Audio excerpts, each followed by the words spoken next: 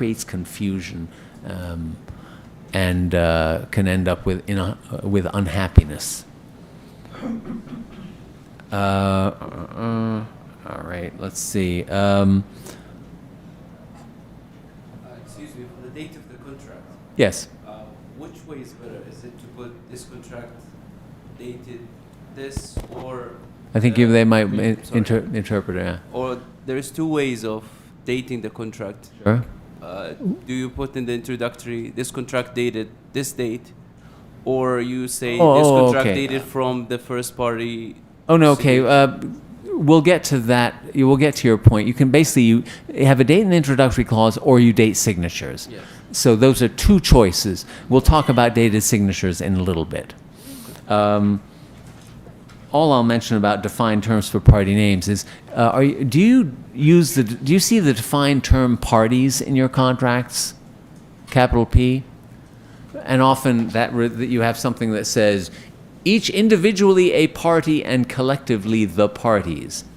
It's kind of silly to define it in the singular and plural. You know, if you define it in the singular, I can understand that parties is the plural of the defined term. So that's silly. But the broader point is, I just say parties, small p, because a reasonable reader wouldn't look at parties, small p, and say, I wonder what contract these parties are party to, this contract or some other mystery contract. But there could be multiple parties where a situation where you have more than. Sure. The party and parties refers to a party or the parties to a contract. Sure, but it could mean that certain of the parties are the parties, whereas certain of them are lenders or group of. No, well, they're not. If your name isn't at the bottom of the contract, you're not a party to the contract. Sure. No. What I mean is, you could have, for example, you could have 3 or 4 lenders against 3 or 4 borrowers in a syndicated facility, for example. Well, if they're all parties, then they're all parties. Sure. But what I'm saying is, there could be certain provisions that refer to just the lenders, well, then you have just to, the borrowers, fine, or both. Well, then you have to be specific about that in the. So if you have a provision that refers to all the parties, it will be parties as defined. Or if it's certain provisions to certain. No, that's not the way I'd handle it. I would be specific if I need to get the book discusses having parties be parties with respect to specific provisions and suggest how to handle that. But so if you need, and indeed if you need to be careful in how you use party, but I'm comfortable with having party just apply to everyone. But if you need to make sure that someone isn't relevant, there can be circumstances where, because we have something strange going on, let's create some defined term for a core set of parties. But I don't want to create a general rule based on an exceptional circumstance. So yes, strange things can happen that require a different arrangement. But just generally, party with a small p referring to all parties is fine. So it's a legitimate point, but I don't want to make a general rule out of it. Excuse me. Yes. Sometimes they refer to a certain party by the company or the first party. Oh yeah, pooh. First thing, I recommend you not do the party of the. Do you ever see the first party, second party stuff? You have to look kind of hard for that in American contracts these days, thankfully. But that's very old-fashioned, and it's confusing. Kind of, who's the first party again? I don't remember. So don't do that.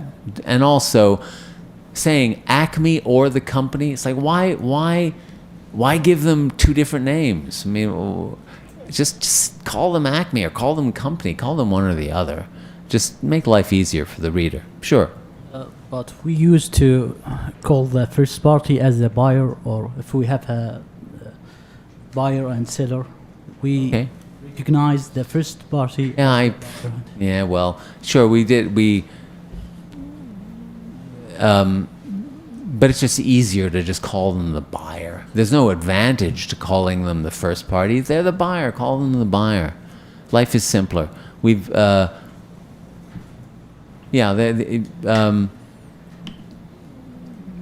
party, the first part, party, the second part thing is very kind of has an 18th century air to it. I'm sorry to have to say.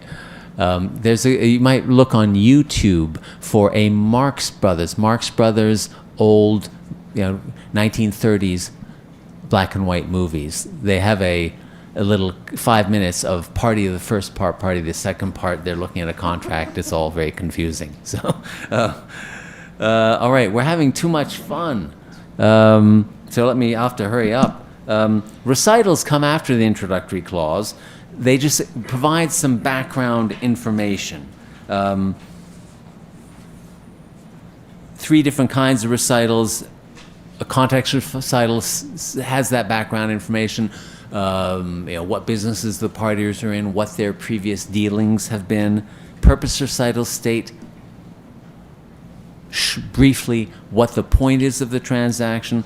Simultaneous transaction recitals mention other contracts being entered into at the same time. Then you have the lead-in that says the parties agree to what follows, and that brings into play the traditional recital of consideration, which we'll mention. Here's my set of recitals. It just says the background without any... that's right. Yes. We'll get to that in a moment. But this is just simple. I'm explaining what the background is.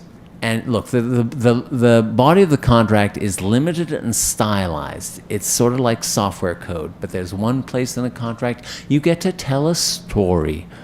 It's not a particularly thrilling story, but it's in the recitals. You just tell the story so the reader understands the context when they start to read the body of the contract. I don't have any old-fashioned stuff. I don't even have a heading, because I don't give a heading to other parts of the front and the back of the contract. I don't have a heading like the title, the introductory clause, the body of the contract, the concluding clause. So I don't give a heading for the recitals, but if someone feels that they want a heading, I suggest something like background. Context recital, context recital, context recital, purpose recital, lead-in. The parties therefore agree as follows. Here are the recitals and lead-in that accompany the introductory clause we looked at earlier. Anything look strange to you? Anything we can get rid of? Yeah, of course. By the way, have you ever seen Witnesseth? Just out of curiosity, anyone see Witness? Yes, you lucky fellow.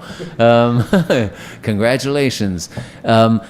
This is just crazy ancient language stuff. Whereas, you might say, whereas is a perfectly good English word, but not to express this meaning, which is crazy old English meaning. And now, therefore, all this stuff in all capitals is saying, I'm really old, please get rid of me. I did a little online competition with my thrilling readers to see how far back we could take this stuff. And I got as far back as the 19th year of the glorious reign of Henry IV of England, 1504. So 500 years ago. See this witnesseth? We're still doing it.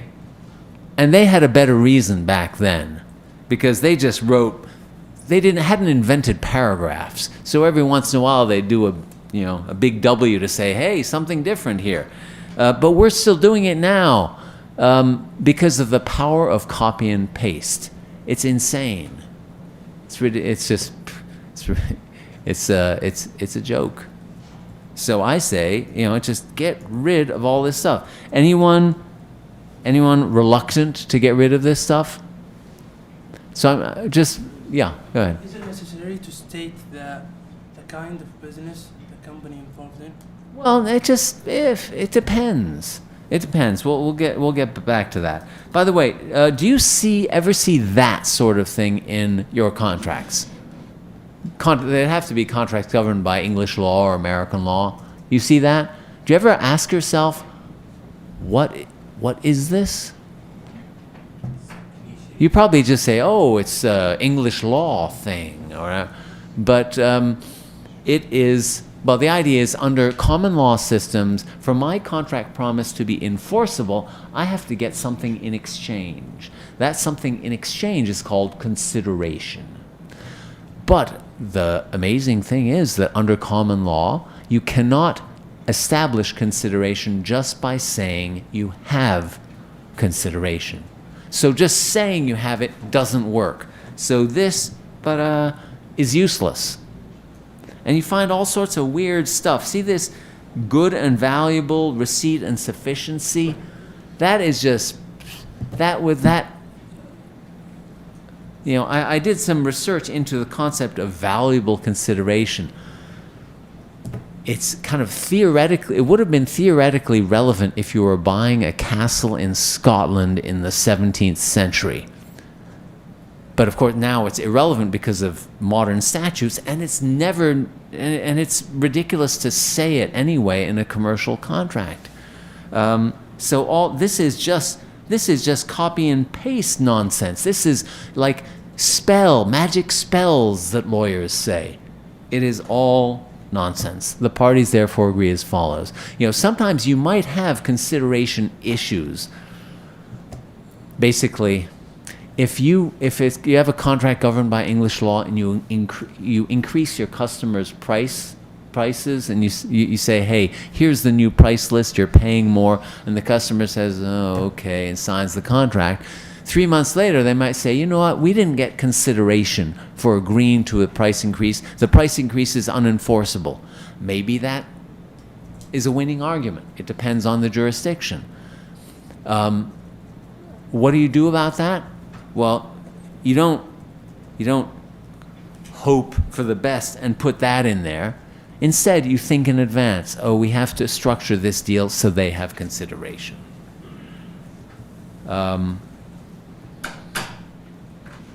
English recitals, hey, we have whereas.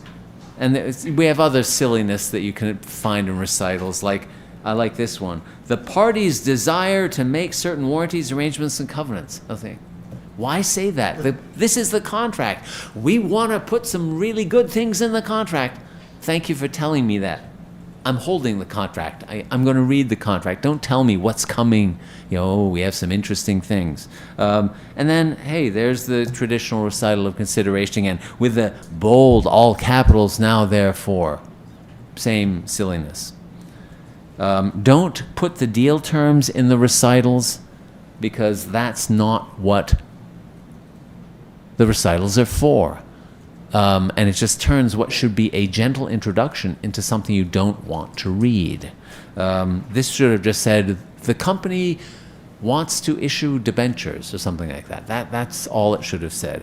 And if you have a transaction where there's no background, this gets to your point. If there's no background, you don't need recitals. If you have a simple consulting agreement, it could be a little silly to say, we want to hire you as consultant. You want to be hired by us as consultant. The parties therefore agree as follows. We're hiring you as consultant. Just forget about that and just say the parties agree as follows. We're hiring you as consultant. No backstory. Concluding clause. Here's my concluding clause. This one refers to the date stated in the introductory clause. But there's another version that refers to the date stated opposite party signatures. You don't have a date in the introductory clause. Instead, you date signatures. And if you're dating signatures, I'd have that in there just to remind the parties that, hey, the contract's going to be dated, the date the last party signs. Why would you have dated signatures? What's the point? Any ideas? Why use dated signatures instead of a date in the introductory clause? Could be different parties, different approvals, like you said. So Yeah, not quite. It's different parties, different approvals. Not quite what I have in mind. There's something more specific. Why date signatures instead of a date in the introductory clause? When you have parties signing on different dates, there's a gap between them when the first party signing and the last party signing. So if I sign a contract and send it to the other side, they say, well, look at it. If it's fine, we'll send it back. It comes back 2 weeks later.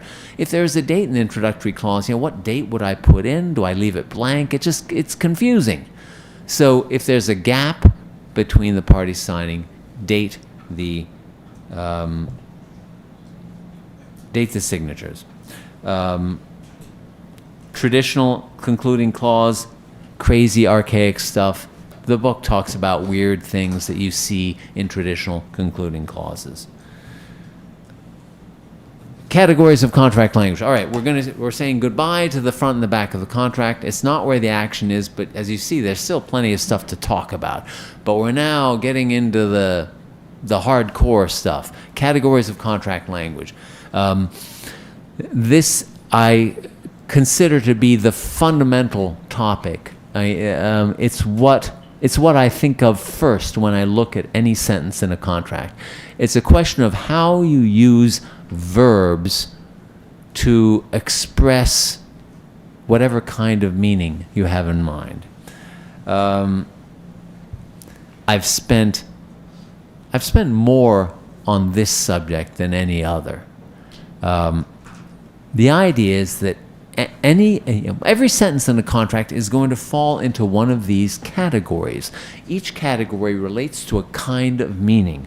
You have language of performance, obligation, discretion, prohibition, policy, declaration, intention, recommendation, or you have conditions expressed in 3 different ways using a conditional clause, language of policy, or language of obligation. I will introduce each of those to you. Language of performance relates to something, it expresses something that happens automatically when the parties sign the contract. Acme hereby grants the license to Smith. When Acme and Smith sign the contract, if this is in it, the license goes automatically because the parties signed the contract. The most distinctive feature of language of performance is hereby. We'll talk later about here and there words like herein and thereunder. They're old-fashioned. They can be confusing. But the one here word that is okay is hereby in language of performance. For reasons that I've expressed on my blog and in the 4th edition, hereby in language of performance is consistent with standard English. It has a long history in standard English as a way of signaling this is language of performance. So I say keep hereby in this context. Language of obligation comes in 2 forms. This slide relates to language of obligation that imposes a duty on the subject of the sentence. I'm not going to impose much grammar on you today. I'm not a grammar guy, but Acme here is the subject of the sentence. It's the one taking the action. I recommend using shall to impose a duty on the subject of the sentence. The test for this use of shall is whether you can replace it in your mind with the phrase has a duty to. I call that the has a duty test. You're going to be hearing more of that today. This is the only way I use shall. We're going to talk about shall some more in a moment. Then there's language of obligation that imposes a duty on someone other than the subject of the sentence. We'll look at that later too. We're not going to look at this example, but I'll just mention that generally, when you impose a duty on someone other than the subject of the sentence, often it's a good idea to restructure things, so instead you impose it on the subject using an Acme shall purchase sort of structure. Language of discretion, the main actor, the main verb for language of discretion is may.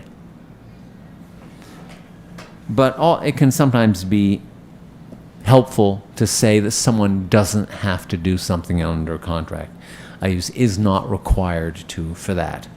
For prohibition, I recommend using shall not. You could use may not, but an annoying fact of English is that may can also mean might. So may not has 3 possible meanings. It's ambiguous. It makes the reader work harder. So I don't want to make the reader work harder. I'm going to use shall not. Language of policy.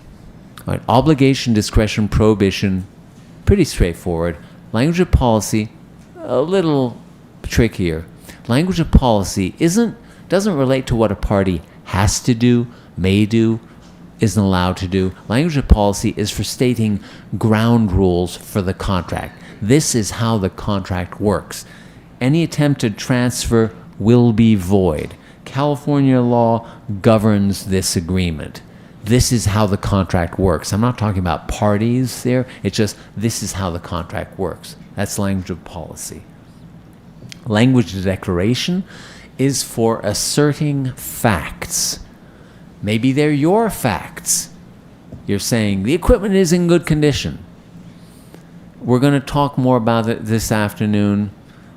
I say, Acme states that the equipment is in good condition. The traditional way of doing it is to say Acme represents and warrants. But represents and warrants is my sworn enemy. So we'll talk more about that this afternoon. If it's the other guy's facts, you acknowledge them. Acme acknowledges that the equipment is in good condition, or whatever it is. You told me these facts, and I'm okay with them. We're going to skip language of intention, language of recommendation, get to conditions. A condition expresses the idea that before that can happen, something else has to happen first. There are 3 ways you can express a condition. Here are 3 ways of saying the same thing. You can use a conditional clause. In this case, it's if. You can use language of policy that uses the word condition. I see this mainly in mergers and acquisitions and lending deals to state conditions to closing. But for commercial contracts, the main vehicle for expressing conditions is language of obligation used to express conditions. There are 2 ways I do that. First, there's the verb structure. I use must because I'm using shall to impose a duty on the subject of the sentence. This is a different meaning, so I'm going to use a different verb structure. I'm using must, but that isn't enough because given the chaos in traditional contract language verb structures, I wouldn't be able to go to a judge and say, hey, I used must, it's a condition. I need to make it clear what's going on. I do that by sticking a phrase at the front. To exercise the option, Acme must. That helps make it clear that we're dealing with a condition. We're going to talk more about this because it's an important distinction.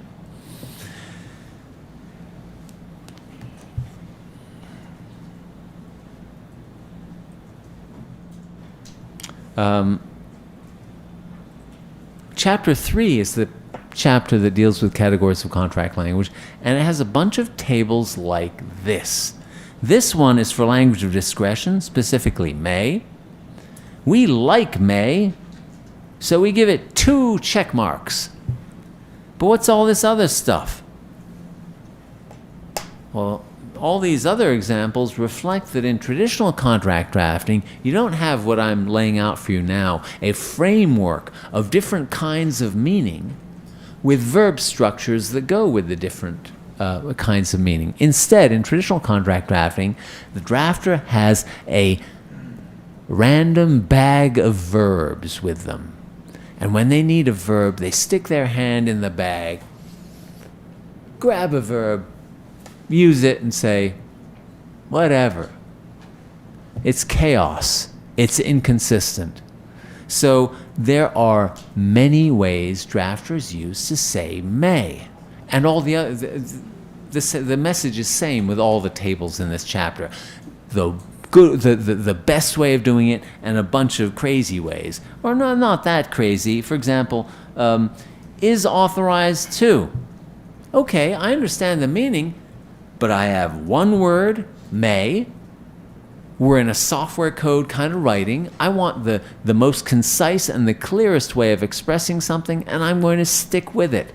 Why would I use 3 words once or all the time when I have 1 word? So is authorized to? No thanks. How about shall have the right to? This shall fails the has a duty test. Has a duty to have the right?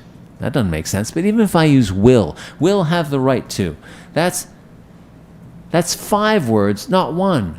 So no thanks. I'm not going to use 5 words. I have may. And things are going to get crazy. Instead of the indemnified party may, how about the indemnifying party hereby grants the indemnified party the right to? I don't know how many extra words that is.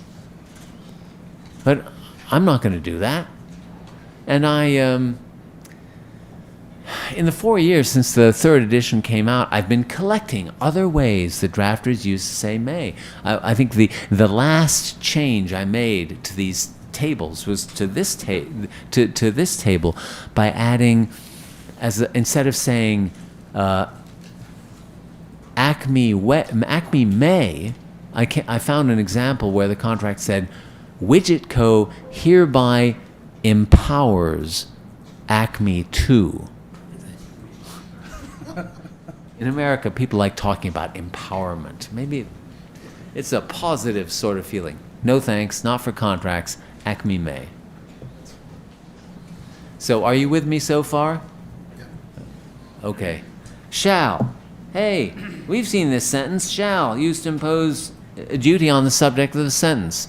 Fine. Has it shall, meaning has a duty to. But there are all these, every example here uses shall, but in a way that doesn't pass the has a duty test. Same here. Shall, everywhere shall. Hey, 2 shalls in 1 sentence. I structure these examples so every one uses shall in a different way. Drafters are rather addicted to shall.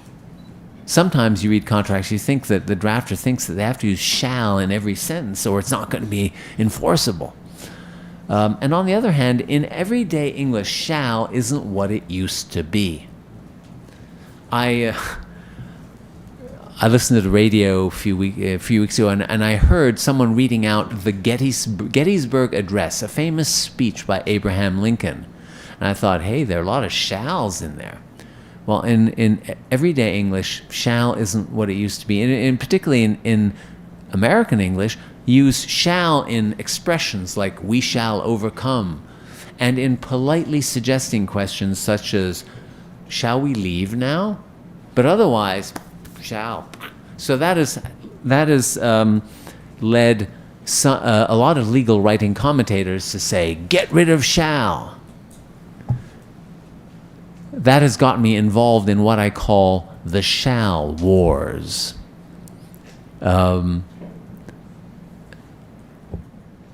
Just about 10 days ago, someone at a government agency wrote, a Federal Aviation Authority wrote something saying, of course, everyone knows that you can only use must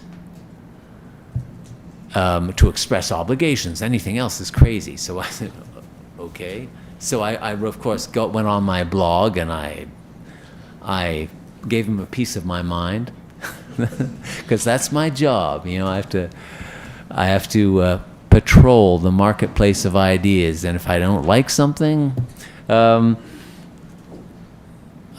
not going to. We don't need to get into great detail here. It's just the idea is that if you're going to use something like must or will to express obligations, you're going to be using that verb structure to express multiple meanings. Like if you use must for obligations, you're also using must as one way to express conditions. When you have one verb structure to express 2 very different meanings, that's not great. That's like the problem with shall. So it's a long story, but I'm very comfortable, and I'm very, it's expressed in the book and even more so in the next edition, but I'm comfortable with the idea of using shall to express obligations, because that leaves me to use must and will to convey other meanings. And it's also safe, because in courts throughout the common law world, courts say shall, the basic meaning of shall is obligations. So it's a safe choice, and as well, since there's so many people who are addicted to shall, it makes my life easier to say, it's okay, you can keep using shall, don't worry, but just use it for this, don't use it everywhere. So let us have a, here we are. Excuse me, can you go back to the previous slide? Go back? Never. No, of course, yes. Can you please pass that around?